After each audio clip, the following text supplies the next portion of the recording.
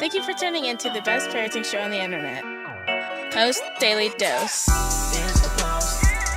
It's the Post. It's the Post. The Post Daily Dose. It's the Post. It's the Post. It's the Post. The Post Daily Dose. It's the Post. It's the Post. Hey, Posties. Kristi, Saul again. We got Big Papa last night, but again, he's traveling. And so I'm filling in for him today. Coming at you live from Claremore, Oklahoma. It's a steamy little afternoon, evening time. But you hear that? Some of you guys live in cities and you might not have heard a locust or a tree frog in a long, long time. I love going outside. It's my comfort. Funny thing, as I say that, my mom used to take me outside every single day when I was a baby. She said no matter the weather, she just felt like it was important for babies to get fresh air. So even now, as an adult, I love to go sit outside and just, watch the wind move the trees and remember that there's something greater than me. Hey, Mimi, I see you there. Hey, Kirsten, good evening in the Netherlands. I hope you and Stefan are doing great. I got to see the picture of your son yesterday. What a handsome dude. It's so great as we are, getting to know your families, and I don't know, just love it. I just love it. So today, what was I going to be talking about? I put a little something up there. Are we parenting from a top-down model, or is there space for collaboration? So what I mean by that is, a majority of us were raised in a sort of do what I say, without asking questions kind of way of parenting. It wasn't permitted to ask questions, or you weren't permitted to share your ideas. And the thing is that parenting model, it may work for some families, and it may work for some kids, but for a lot of kids who've come from traumatic backgrounds, or kids who have high levels of cortisol, they need to have a nice, it's a blend. It's a blend of a sense of control, a sense of input, mixed with the security of your sound thinking. So, on the one hand, it's not going to be safe for a 4-year-old to be in charge.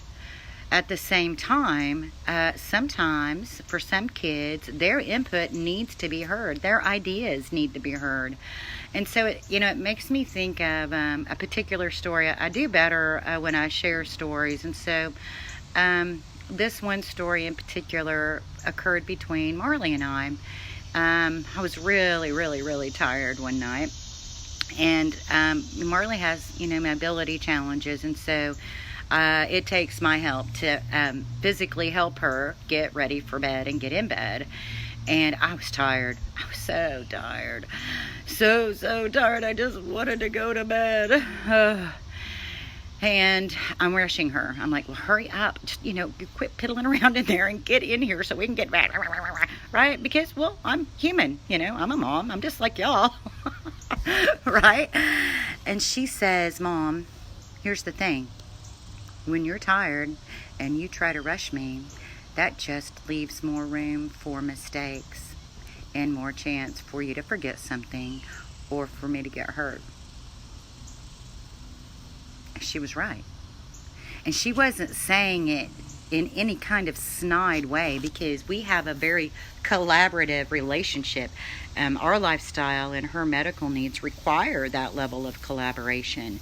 And so what I want to offer to you guys in that story is the level of confidence, to have the level of confidence in your parenting that you can actually just listen to what your child has to say, and to know that, they may have some good feedback. The other thing I found to be really helpful is in the evening time, we lay out, what's going to be happening the next day so that she goes to bed knowing what's going to happen. Now, I know for some kids that creates anxiety. For other kids, it helps them. So just this deep invitation to really trust what you know about your child and begin to articulate things more instead of just sort of this top down, I told you to do it, therefore you should do it way of going about things. It's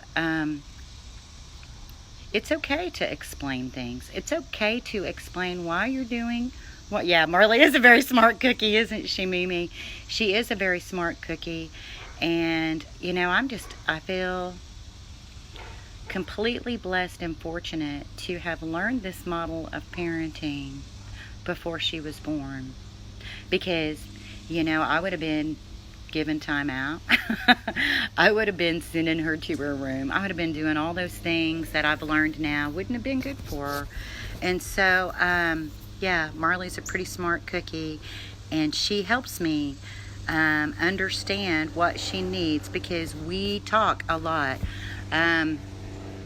Just in this idea, I wrote a note actually after listening. I was going through some old files and things because I'm putting together actually a package for education so that we can have things, we can be learning and preparing for school to start, maybe some things that you can share with teachers, things like that. So anyway, I was reviewing some of Brian's audios from the past, and I wrote this quote down. It says, "To not be authentic is to set your child up to experience you in an inconsistent way." Let me say that again.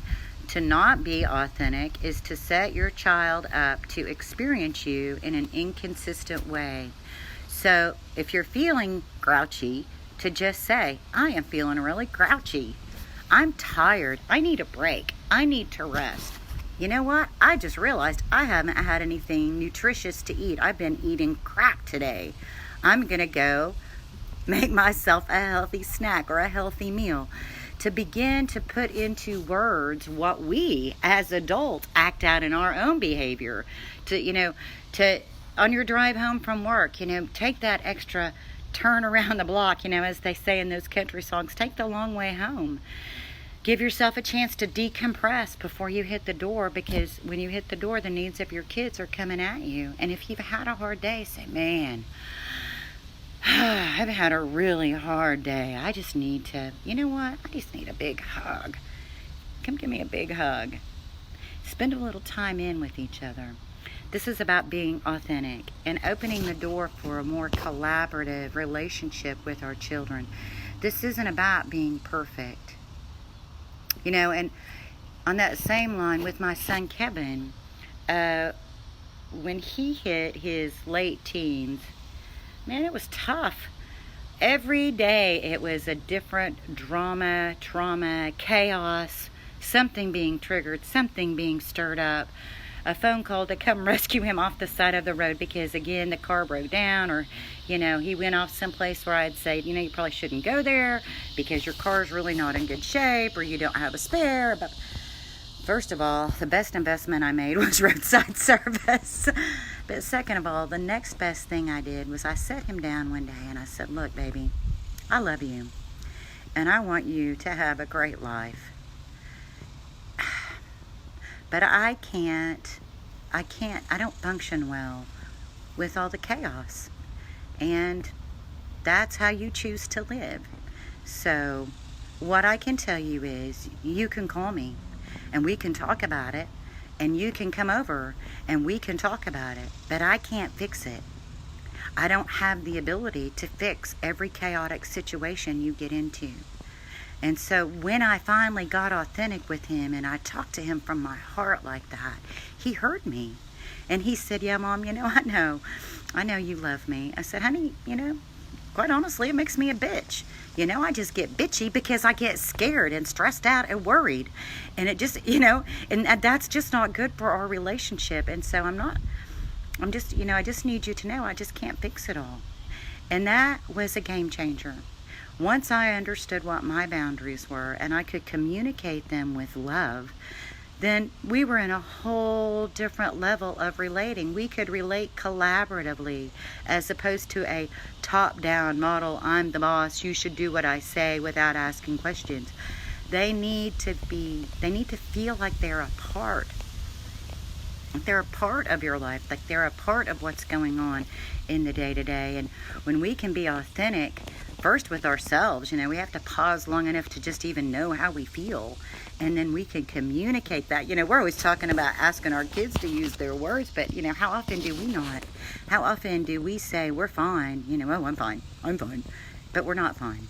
We're tired, or we're cranky, or we need a nap, or we need a hug, or we haven't taken good care of ourselves. We haven't listened to what our body needs. And then we act out as adults because we're human, because we're just human. And so I thank you guys. Brian will be back. I think he'll be back on tomorrow. He's just traveling a lot right now, working with families up. He's on the West Coast this week. Last week he was on the East Coast, and so say a prayer for him.